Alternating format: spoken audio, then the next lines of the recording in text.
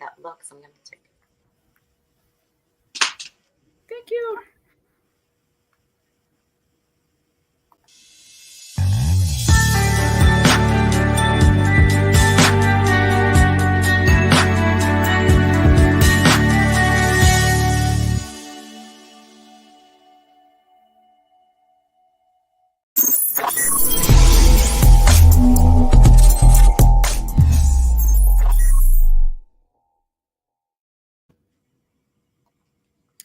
Hello, everyone. Good evening. It is Trace here, and we have Elizabeth with us, and she's going to tell us about her new book. She's going to tell us about healing, empowerment, and so much more. Before we jump into that, though, I'm just going to let Elizabeth do a quick introduction of herself, even though this conversation is still going to be about her, but just a quick introduction of herself. And again, you're on Unplugged, the conversation with social ghosts. All right, Elizabeth. Hey, Trace. Okay, so it's always strange to do like an introduction of myself because it's like, what do you say? What sounds, a little too bossy? So, anyways, I'm Elizabeth Correa. I am passionate. I am kind. I'm a giver. I'm a servant. I happen to be a speaker, coach, mentor. I'm a mom. I'm a friend, a sister, a daughter. I don't know if that's kind of different from, how most people introduce themselves, but I like going with, who I am really prior to, or before I, mention my titles or, yeah. Awesome. Love it. And being a sister, a mother, a woman, an author, so much more that has gotten you on this journey to healing, to wellness, to fitness. So tell us a little bit more about what inspired you to get into the journey of healing and helping others through this wellness journey. Mm. I would say more than being inspired to embark on a healing journey, I would say it was more of a desperation. Like I had no other choice but to fight for my life, which meant finding a way to heal. Heal from past trauma, um, from childhood trauma. I mean, healing from things that I didn't even know I need healing from. It was, I thought it was, a divorce or relationships, but it was so much deeper than that. It was, healing from things that I had been kind of shoving under the carpet for a very long time, things that I had been ignoring, my mental well being. So, what inspired me really, I would say, was my son. At the time I was a young mom. When I embarked on the healing journey, I was probably in my mid to late 20s when I realized, okay, if I don't change some things, if I don't do something different here, then I don't know where I'm going to end up in a few years or where I'll be. And I want to do this for my son. I need to do this for my son. So I would say that was the inspiration. It came from being a mother. Yeah, and wanting more for myself and for my son. Mhm. Love it. So with being a mom and being a single mom, as well as used to be a wife, I know that you talk about women empowerment. So, what are some of the things that you do to not only empower yourself, but to empower others? So I was a single mother with my eldest son. I'm not a single mother with my second son. Um, and what I mean by I'm not a single mother with my second son is that there's two parents raising him. So um, what I do, I'm gonna make it short because I can go on and on about what I do to make a difference or to inspire, to motivate, or to serve. I use my story to contribute to the healing of the world. And that is how I discovered this calling, to speak and to coach was, hey, there's someone out there that not only needs my story, but needs to hear how I got through, how I made it through, how I survived. What did I do? What were the tools, the resources, some tips, strategies? Um, so that's really it goes back to my personal story and how I was able to overcome. My coach once said to me, I took this 3 year while I was in this membership program for 3 years with Eric Thomas and Kendall Ficklin. And they used to say, no one wants to know what you went through until you tell them how you came through. Because otherwise it just sounds like a bunch of complaining and Yes. it's not going to help anyone. If all I'm doing is complaining about what I'm going through, um, or it's not, it doesn't feel good for the person on the other end, listening. So if I can talk about what I've been through, I can tell you, what happened, but it makes a big difference when I can tell you how I got through and how I healed or how I'm healing. And it's not to say that you have to be completely healed before you start serving or making a difference in someone else's life or in the world, but you have to be on that journey of healing and change in order to make a difference. I love it. What what do you feel was the most pivotal moment in your life that really was a wake-up call to say, "Hey, I need to pause and this is my healing moment." There was at a few different moments, um, few different, and they were very different. So I would say the big moment, like the aha moment, was my emergency brain surgery. Yeah, that was like surviving that was like, wow. Yeah. Absolutely. And and you are a survivor, when it comes to cancer, correct? I no, so it wasn't cancer. Fortunately, I I did have a brain tumor, but it was a benign brain tumor. Oh, Yeah, however, I didn't know I had a tumor. So it was, you find out today and within hours I'm being rushed to another hospital for emergency brain surgery. wow. So it Wow. wasn't something I was aware of. Right. Wow. Mhm. So we don't want to give all the details of your journey to healing, but you do have a book coming out where people can read to find out more, and not just of the what, but the how that you overcame and how you're continuing to overcome that journey. So tell us a little more about your book. So I started writing a second book, but the my story, except for the from the brain surgery was 12 years ago. So the last 12 years of my life isn't in my memoir, but I do have a memoir, 400-page memoir. Yeah, there it is. That is it's a survival story. That is what it's a survival story.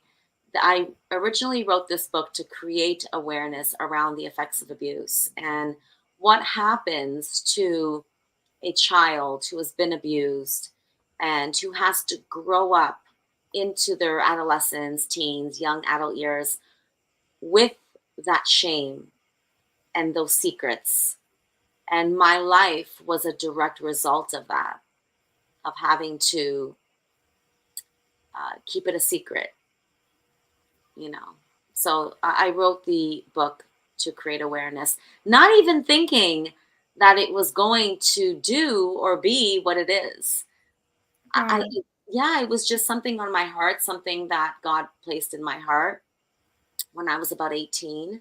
My son was a year and a half at the time when I got the vision. And I wrote the title down at 18, but I didn't start writing it until my early 30s. Wow. Yeah. And where can people find your book where they can read, about abuse and the process of healing through abuse? They can, on my website, which is Elizabeth Corriea, so it's my full name.com, or they can get it on Amazon as well. Awesome. So Amazon or elizabethcorrea.com Yes. is where you can find the book.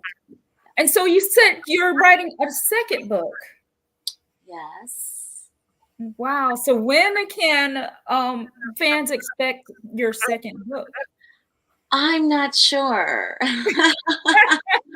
I'm not sure. I'm taking my time because I am going through a very unexpected season in my life. So I'm taking my time and just letting Holy Spirit lead me, you know? Yes. Um, so I don't have that confirmation yet. Yeah. But it is in the works. Oh yeah. Yes. It's Yes. in the works. So I know that you experienced a very unexpected experience, and you speak about your first son, and I've seen that he passed away recently. How has that transformed you as a mother? You know, I know they say it's always hard for your children to leave before you. What has that experience been like, if you don't mind speaking about it? And how has it transformed your journey of healing and wellness? Well, transformed, I'm not sure if I would say that. I would say it is by far, and if you read the book, the memoir, I've been through some things and I've survived some things that could have easily killed me. That did, in many ways, mentally, emotionally, spiritually, and almost physically with the brain surgery. But it is by far the hardest, most painful thing I have ever experienced. And I would go through everything I went through, whether it was, sexual abuse and, with my father, physical, mental abuse with both parents, foster care, growing up in the projects and poverty, selling drugs, getting into, I mean, crime, gang activities. Like there was so much that happened, in my early years, childhood, and in my teens. But I would go through all of that, including, domestic violence with my first boyfriend, who was my son's father, my son who passed away. I'd go through that again and again and again and again, a million times, uh, just to bring back my son or to erase that. It's like indescribable. There are no words to describe this. And any parent, listening to this who has lost a child will attest to this. There are no words, and no one, unless they've lost a child, could ever understand it. And it's important to know that no one will understand it. So, because if we expect people to understand it, then you'll be left disappointed because no one is going to understand this. Not your best friend, who ride for me. They are. I can't imagine my life without my tribe, without my family and friends. I couldn't imagine going through this without them.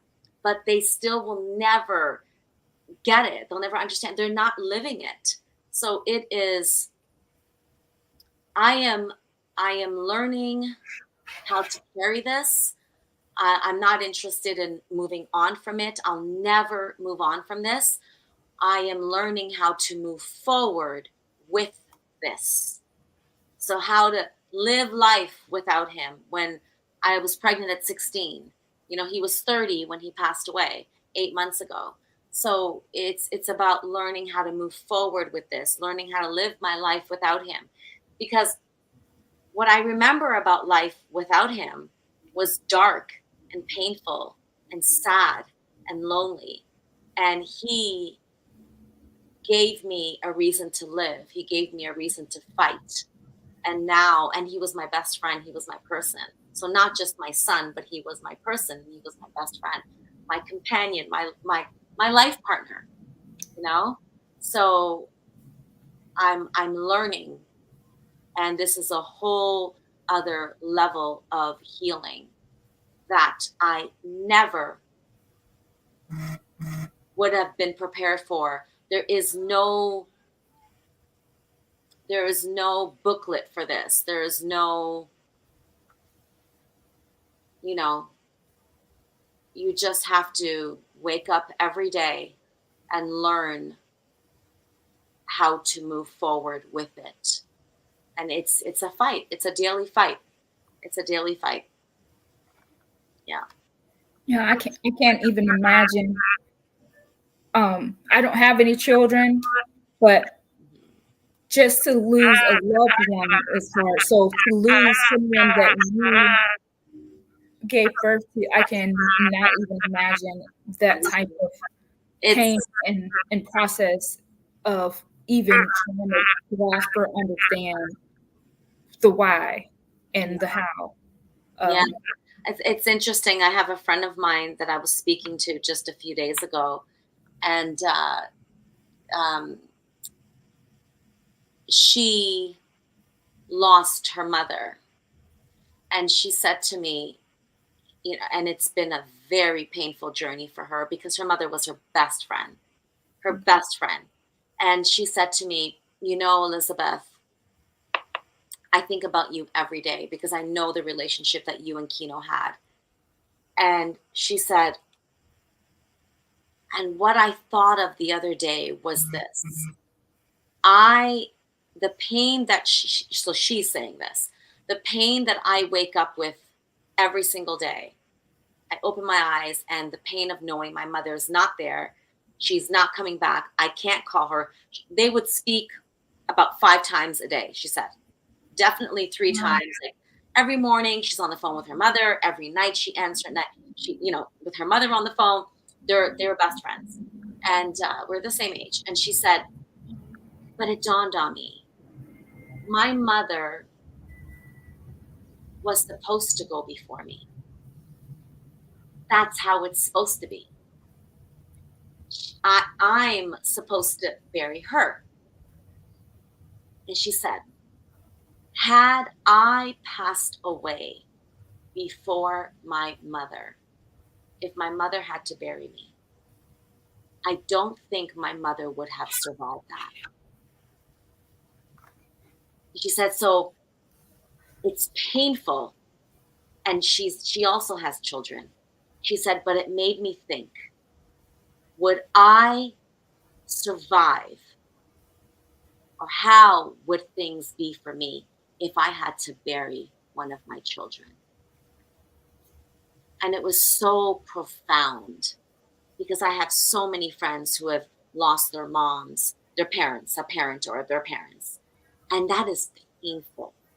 It yeah, is painful because your entire life, there is these two people, or, maybe if you're a single child, um, your mom or your father, and they've raised you and you're used to having them there. They have all the answers. They're there at your beck and call. You can call, they got your back, and this, right? But a child, just imagine how, you're thinking of your parents, like losing your parents. Now imagine your parent or parents lost you. It's like you came out of their body. You are your soul is like, they are a part of your being, like literally, so just, I mean, that's as best as I can put it, right? Like, imagine that. yeah. That is like, I don't think that there's anything more painful in life. No, I definitely agree. I lost a very, very, very close friend of mine, and we were very young. We were in our just getting in our 20s at the time, and Mm, it was involving domestic violence.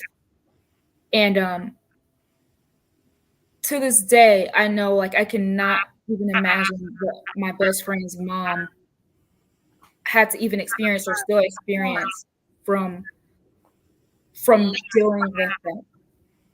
Oh my God. Like, oh, my son passed in a tragic car accident. And like, I have to be so careful with how I say this because it's, you know, if I had got, I don't know, it's horrible, horrible, like horrible news. Like, I thought I actually died with when the initial call came in. Yeah. I fell out. I don't know what happened to me. I thought I actually died. Like, I didn't even think I thought I was on the floor dead, and just like it was just an experience that I can't even describe in words. Had the news been that he was murdered or that he suffered, because he died on impact. That's how hard the impact was, right? Mhm. The only thing I could think of until I got the actual like report from the coroner's office, well, that he felt nothing. It was so instant that he didn't even know he died. That's how quick it happened, Yeah. right? Until that I got that phone call, I couldn't sleep, I couldn't eat. I was losing my mind, just thinking, how long was he suffering? Like, was he alive? And then the paramedics took so long to get there, and then he died. Like, my mind was just going and going and going, and I can't imagine the pain of Yeah. knowing that your child was taken out or murdered or suffered. Like, because the pain of what I can't imagine the pain being bigger than this. Like, because it's at the highest level of pain. It doesn't go away. You Right. make yourself find reasons to laugh, and I'm still a mother. I've got my 15-year-old son. I've got my bonus son. Like, I'm still a mom, right? So you got to find reasons to keep going and to take care of yourself and to be. But that it doesn't go anywhere, No. you know. So you have to literally fight for life, because that is what they would want. If they could come right now, right in front of us, and we could see them in the physical form, what would our child say to us? What would that beloved one say? They'd say, Treese, you got to live. You're still alive. Do what you love. Find passion projects. Find hobbies. You know, walk away from that toxic relationship. What are you doing around those people? Why are you wasting your time? Go to the gym, exercise, take care of yourself. Live for me, they'd say. Yes. I'm not there, but you are. Live for me. I'm watching you. I got your back. I'm protecting you. Like, live for me. Live in my honor. Do something for me, and make a difference in my name, in my honor. Like, I know that's what my son is saying, because that's who he was. I love it. What they say, there's purpose in your pain. And no matter how hard it is sometimes to feel it, there's purpose that comes from it, and purpose where you can help someone else. Hmm. As you mentioned earlier, this is what you were going through, but how did you overcome it, and how can you help and serve the next person. And that's not like, it's always been easy for me to understand that because I've been doing it for over 15 years. But this right here, It's this different. is, oh, this is like, there's purpose in this? How? Right. How? Like, really? Come on, man. Like, so I still don't know what that is. I'm not going to sit here and say, "Hey, I found the purpose in this." Right. I haven't. I'm just focused on my healing and my sons and moving forward with this and trying to figure this out. Like, what do I do with this? I've always had the answers. I always have the answers. I know how to turn pain into passion, into purpose, into pay. That's what I've Yeah. done, right? But this right here is like, yeah, It's a different level. yes, it is. I heard you mention fitness and taking care of yourself, and I know that's another element that you work on. So tell us more about, you know, your passion for fitness and how important it is for to taking care of yourself, your whole being. Mhm. So, I mean, health is everything. And I know it sounds cliche, but health is wealth. Like, without it, we have nothing. Like, we have absolutely nothing. Without it, you can't take care of the kids. You can't run the business. You can't show up at work every day in your best self, the best version of you. You won't have the energy. You will, uh, you know, physically you're alive, but mentally, emotionally, spiritually, you're dead. Right? Physically, you're still operating, and you're still, even though you have no energy, you don't feel like getting up, you don't feel like moving, you don't do much.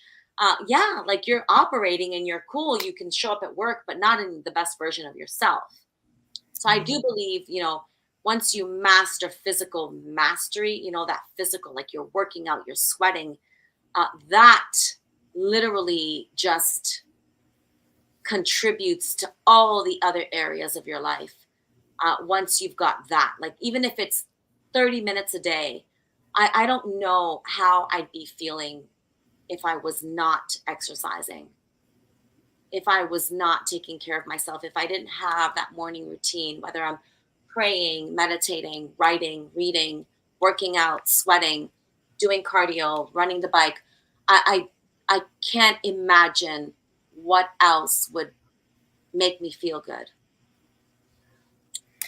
That I is what makes me feel good. I definitely agree. I have I used to work out a lot. Recently I've had some health challenges that I've had to deal with myself, with emergency surgery and everything similar to what you were saying. So I haven't been able to work out as I used to because I'm still getting well. So I'm still getting my energy back up. And on the outside, it feels like, oh, I'm doing great. But internally, you know, there's still healing going on that you can't see yet. Yes. Um, Yes. but I know that exercising and eating right is going to contribute to the internal showing up on the external. It's everything. Otherwise, Yes. I mean, I don't know. If someone's watching this, if you have another solution, please tell me. Because there is no other solution. Right. There is, if I was like, if I could create, launch, invent, whatever, a rule in the world, it would be that every single human being by the age of at least 12 had to exercise, do some form of workout every day. And even if it was 20 minutes a day, what can you imagine what our world would look like? Wow. Right? Right. I mean, with the amount of, depression and stress that's in the world, like, just think of what the world would be. think of like in your own community. If everyone had to work out for 20 minutes a day, every day, start at the start of their day, right? We Right. know the benefits of it. We know that we know that we know that is it is crucial to our well. Right. And even if we think about it every day but we don't do it, we know that we know that we know that it is crucial and that it'll make us feel 1,000 times better than how we're feeling. So Absolutely. I'm not in it for competition. I'm not in it to get all buff and all like that's not what it is for me, right?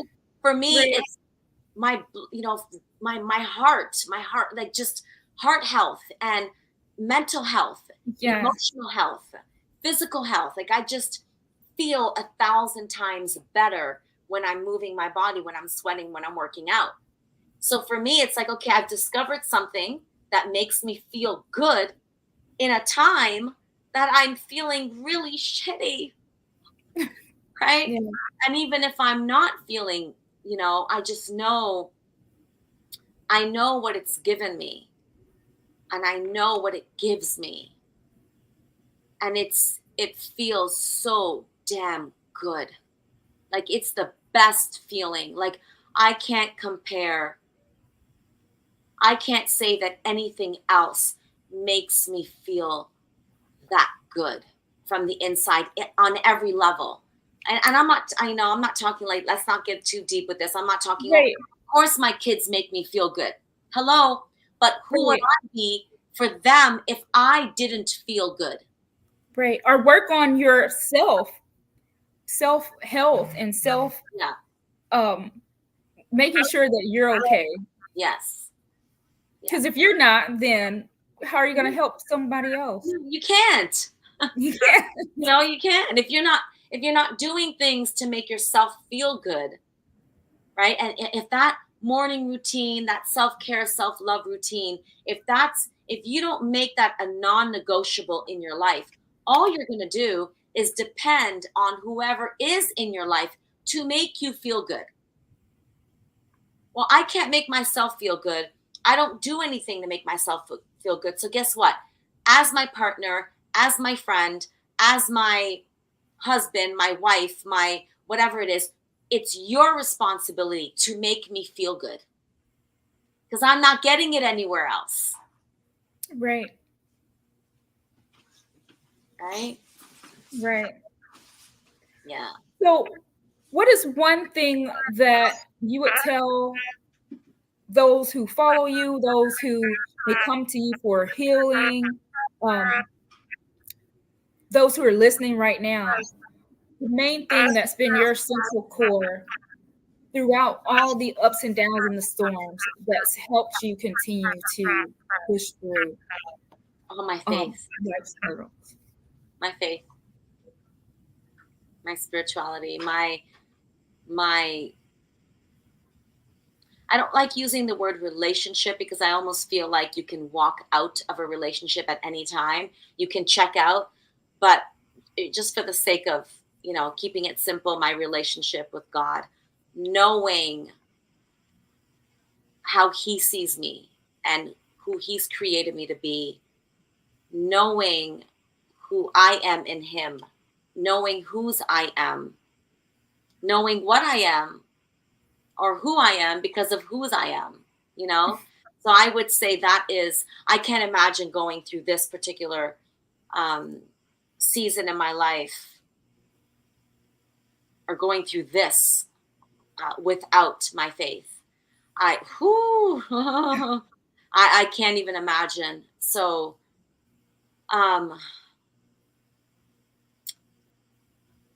you know, believing in God, in God's word, gives me the strength, the courage, faith, understanding, hope to move forward.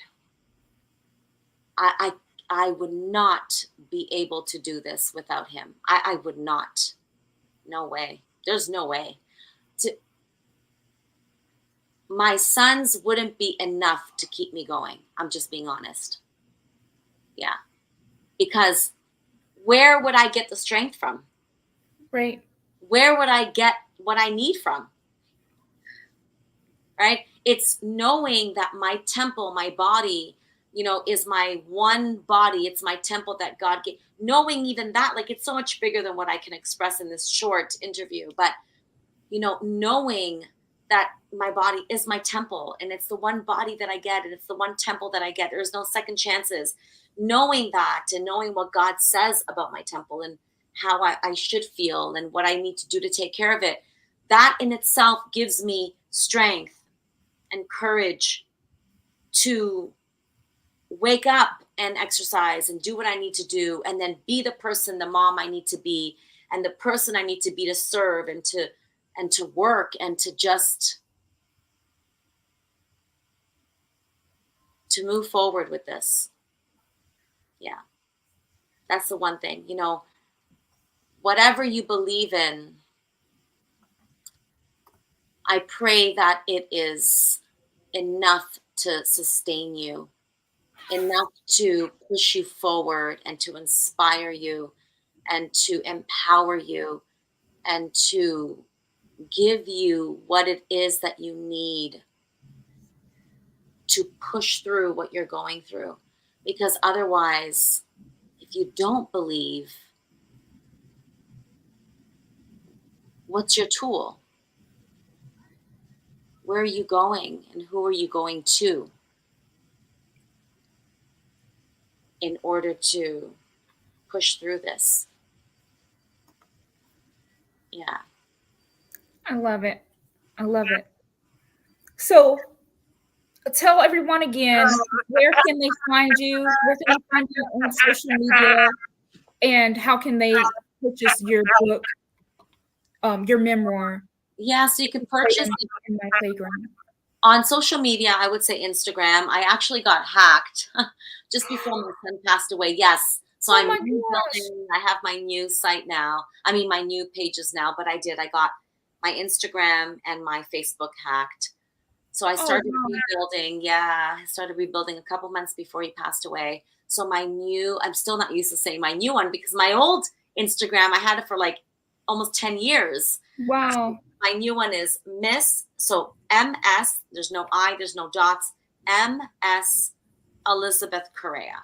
So MS Elizabeth Corriea. So there's like, yeah, just MS and then my full name. And then my website is my full name, elizabethcorrea.com. I'm on YouTube and I do need to start creating content again. I was like consistent and committed and you know, and then this, happened. But I'll get back to that soon. Yeah. Hey, There you go. take your time, just Yes. take your time. And that's the thing about healing too. It's like, you got to take your time, be patient with yourself.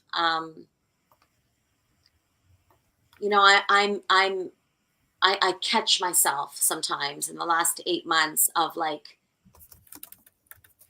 feeling pressured to go back to how I was, speaking 2, 3 times a week and everything was a hustle coaching. I've got online programs, I've got courses, I've got all these things that I created in the last, 5, 6, 7 years. And there's that pressure to go back to selling those products, all my digital products, and go back to speaking how I was speaking. But I have to check myself like, Yes. no, you're not going to get busy because you don't want to think about what you're going through. No, Elizabeth, you're going to take your time and you're going to heal and you're going to go through this process and you're going to love on yourself. You're not going to get out there serving, right? Because, I'll be out there leading while bleeding. Right. And then if you're poured out, how are you going to pour out? Yeah. Yes. Yeah. So I'm taking my time and I know there's great things ahead. I know my son's sitting right there with God, co-creating for me. Yes. With me. So I'm not worried about that. I know whatever I do will be great. For now, I'm focused on my health and my wellness, well-being. And, you know, still using pieces of my story and what I'm currently going through, my healing journey, to inspire others. And I do that through my Instagram, so I'm still serving, you know, yeah. And hey, serving is serving. There's not one way to serve. No, you can There's a lot of ways volunteer to serve. and Yes, serve. It's not about money, it's not. So right? Yeah. serving is serving. So just amazing. Thank you so much for being with us tonight, Thank you. and sharing your story and sharing how others can read your story and listen to what you've been through so that they can have some type of beacon or inspiration to heal or continue to heal on their healing journey. Uh, because we're all human. We're all healing from something. Yes, we are. We're all Yes, healing we from are. something. Yes. So just for you to have the courage to share your story with others so that others can have the ability to heal is amazing. And we're thankful for that and thankful for your service. Thank you. And I like what you said, Therese, that we're all healing. And I'm going to say this really quickly. We're all healing. Now, not everyone recognizes that they need healing. So I Right. think it's important. What I'm going to drop before we end this is acknowledge the area in your life that needs healing. Because there's something. There's something. Now, whether that's a past relationship, whether that is a person or a pet or an animal that you've lost, whether that's a home that you lost, a job, a friend, whatever it is, acknowledge it. Like say it out loud. I need healing in this area of my life. Say it, acknowledge it, and then start reading books, listening to audio, podcasts, taking courses, whatever it is to heal in that area of your life. Yeah. Yes, I totally agree. That's the first step to acknowledge and I would say to accept. To accept and To admit it out acknowledge loud. and Say it out. yes, admit Yeah. it. Yeah. And that and take the stigma away. There's nothing wrong with healing. There's nothing wrong with being broken in different areas or being a broken being. No. I think that's what makes us all human. We all have broken pieces. Yes. Everyone. Everyone. Yeah. Well, thank you so much again. And thank you for dropping so many nuggets of wisdom with us tonight, so that we can help others transition. And love to have you back on the show to share more of your healing journey. And then, once you complete your second part 2 of your book, definitely love to have you back on to share more about your second story, or in addition to your current book. So thank you again, and thank you all again for joining us tonight. And I'm so excited again because you all we did a lot to get here tonight. Yes, we did. I was away. I was in Jamaica. I took a little getaway trip for my well-being. Yes, and that's needed too. Vacations. Right? Yes. Yeah. So thank you all. Have a wonderful night. My son is behind the screen going, "Let's go." We're going to a gaming, like a pool hall, kind of like lounge gaming spot. Oh gosh, that's gonna be fun. That's always fun. He's like, it's time to get out of here. Yeah, he's like right there. All right, we'll get out of here. All right, you all have a good night. Ciao. Bye. Bye, Therese. Bye. Bye.